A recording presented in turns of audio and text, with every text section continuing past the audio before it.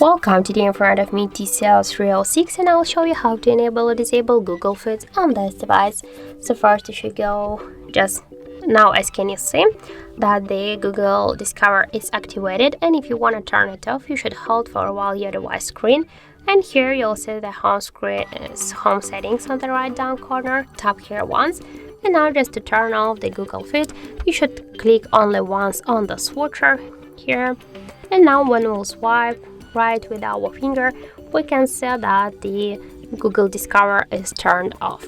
Now just if you want to activate it again, just by the same way, go here into the home settings and click once on the Google Feed switcher, and as can you see the Google Discover is activated again.